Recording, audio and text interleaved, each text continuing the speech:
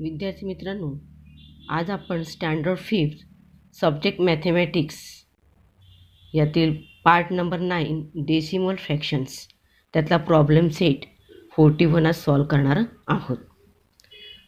विद्यार्थी मित्रांनो, first question आहे, convert the following into decimal fraction and add them.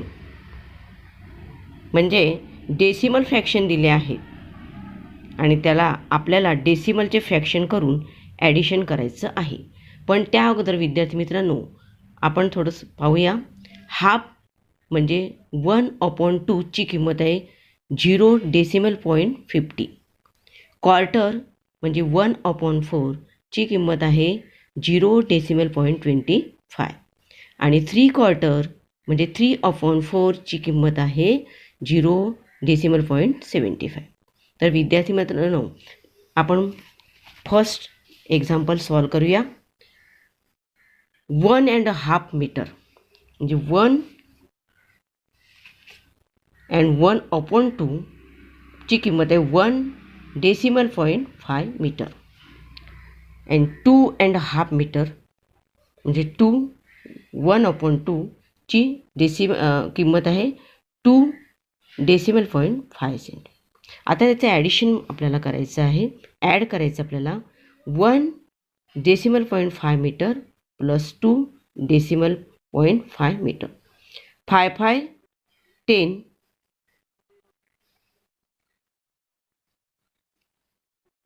Decimal पॉईंटच्या जागी डेसिमल पॉईंट 1 1 2 and 2 4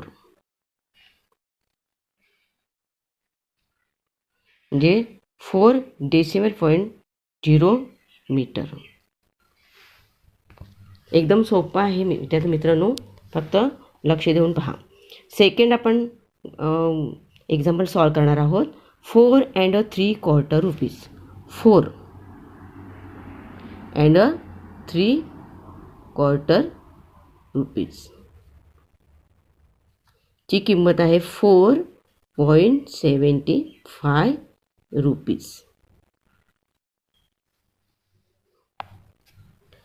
7.25 रुपीज म्हणजे 7.25 रुपीजची किंमत आहे 7.25 रुपीज. आता आपल्याला याचं ॲडिशन करायचं आहे. ॲडिशन करताना आपण आता 4.75 रुपीज प्लस 7.25 रुपीज हे आपल्याला ॲड करायचं आहे. 5 5 10 1 7 and 8 and 2 10 डेसिमल पॉईंटच्या जागी decimal point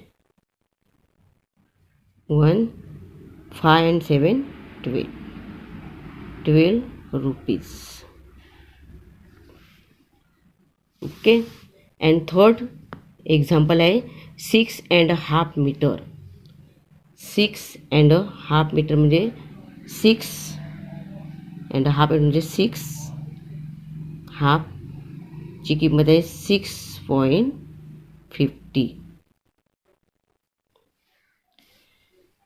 and 3 and 3/4 3 and 1 3 4 3/4 ची किंमत आहे 3.75 मीटर. ठीक आहे. आता आपल्याला पुन्हा याचं ॲडिशन करायचं आहे.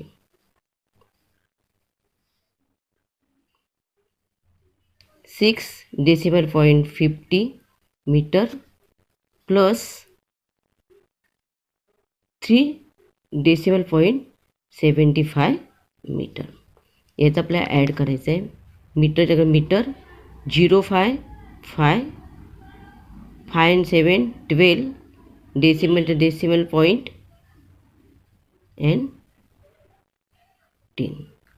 10.10 मीटर हे आपलं उत्तर आलेलं आहे. आता आपण पुढे जाऊया. क्वेश्चन नंबर 2 सॉल्व करताना विद्यार्थी मित्रांनो नीट लक्ष द्यायचं. आपल्याला 23.4 प्लस 87.9 पण ह्याची मांडणी आपल्याला नीट करायची आहे. डेसिमल पॉईंटच्या जागेवरच डेसिमल पॉईंट आला तरच आपल्याला बेरीज व्यवस्थित करता येईल. म्हणून आपण प्रथम मांडणी करून घेऊया. 23 पॉईंट म्हणजे डेसिमल पॉईंट 4 पण पुढची मांडणी करताना प्लस करताना डेसिमल पॉईंटच्याच जागेवर डेसिमल पॉईंट लिहून ठेवायचा. म्हणजे आपल्याला संख्यांची मांडणी करताना चुकीचं होत नाही. तर डेसिमल पॉईंटच्या डेसिमल केल्यानंतर डेसिमल पॉईंटच्या पुढची संख्या कोणती? 9 आणि ती संख्या 7 आणि 8. म्हणजे आपल्याला मांडणी करताना चूक होणार नाही. मग आपल्याला सोडवताना नेहमीप्रमाणेच आपल्याला सोडवायचं आहे. 4 9 30 1 डेसिमल पॉईंटच्या जागेवर डेसिमल पॉईंट लिहायचं आहे. 11 1 11. नेक्स्ट एक्झाम्पल तसंच आपल्याला कसं सोडवायचं आहे. 6 डेसिमल पॉईंट 95 प्लस करताना पुन्हा डेसिमल पॉईंटच्या जागेवर डेसिमल पॉईंट लिहून घ्यायचा अगोदर आणि मग आता इथे 88 त्याच्यानंतर आहे 4 and 7. मग इथे 0वर लिहायचं म्हणजे आपल्याला बेरीज करताना किंवा प्लस करताना आपल्याला चुकीचं होणार नाही. 5 8 13 10 8 18 डेसिमल पॉईंटच्या जागेवर decimal point 1 7 and 4 11 and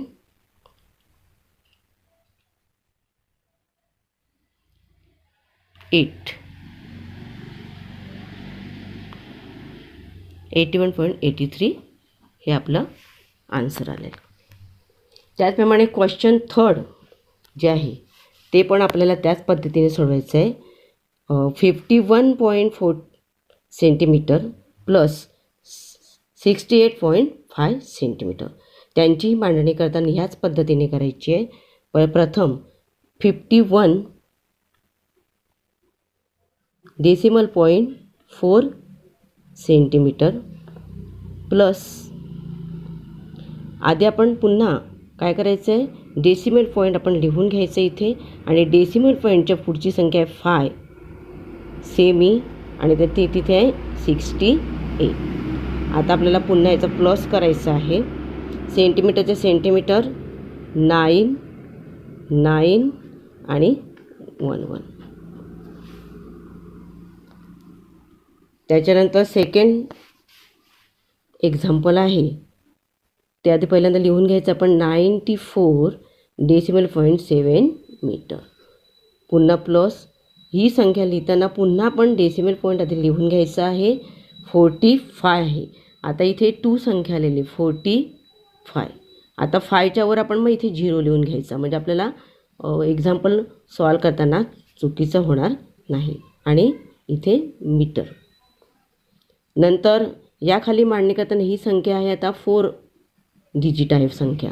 he 4 digit लिहिताना पहिल्यांदा 4च्या खाली 8 3 7 आणि 1 मग इथे 2 0 लिहून टाकायचे म्हणजे आपल्याला सॉल्व करताना चुकीचं मिळणार नाही.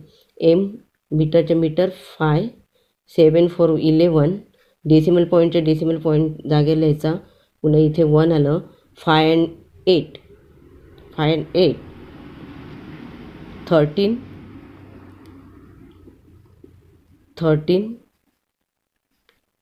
8 and 1.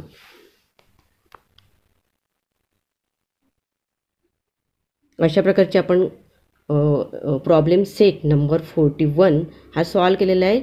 ही आपल्याला फॉर एक्झाम्पल आपल्याला प्रत्येक क्वेश्चनमधली 2 गणितं आपण सॉल्व केलेले आहेत. बाकीचे आपण सोडवायचे आहेत.